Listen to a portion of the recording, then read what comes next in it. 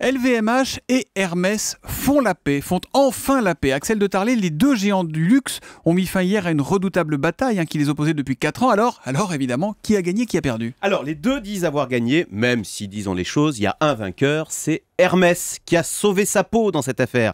Revenons sur l'origine du conflit. Il y a 4 ans, on apprend que Bernard Arnault, le tout-puissant patron de LVMH, numéro 1 mondial du luxe avec Vuitton, Dior, Berluti, donc on apprend que Bernard Arnault a subrepticement pris 23% du capital d'Hermès, maison de luxe indépendante depuis 1837, connue notamment pour le fameux carré Hermès. Alors, officiellement, Bernard Arnault jure que ce n'est qu'un placement financier. Mais ça ne trompe personne.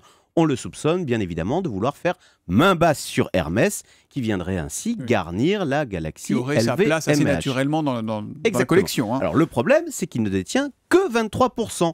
Le solde est détenu par la famille, les héritiers. En l'occurrence, on compte quelques 70 cousins-cousines qui détiennent toujours 70% du capital. Alors Bernard Arnault le sait, mais comme souvent dans les familles éclatées, on en est à la 6e génération chez Hermès, le patron de LVMH se dit qu'il peut compter sur quelques cousins qui ne seraient pas contre l'idée de vendre, parce qu'au passage, cette arrivée de Bernard Arnault fait flamber l'action Hermès. Donc imaginez, vous êtes un cousin, vous avez 1% du capital, ça vaut 260 millions d'euros. Ouais.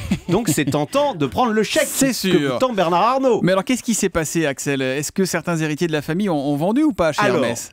Aucun n'a vendu. Au contraire, cette intrusion de Bernard Arnault va souder plus que jamais les 70 cousins-cousines qui vont se jurer fidélité. Tous les cousins ont décidé de créer une holding où toutes leurs actions seront bloquées pour une période de 20 ans. Bref, Hermès est devenu une citadelle imprenable. Bernard Arnault, du coup, rend les armes. Et hier, il a annoncé effectivement qu'il abandonnait. Il va revendre toutes ses parts. Donc il n'a pas réussi à prendre le contrôle d'Hermès, donc c'est lui qui a perdu. Alors, certes, même si officiellement, je vous rappelle depuis le début, c'était pas son objectif. Oui, bien sûr.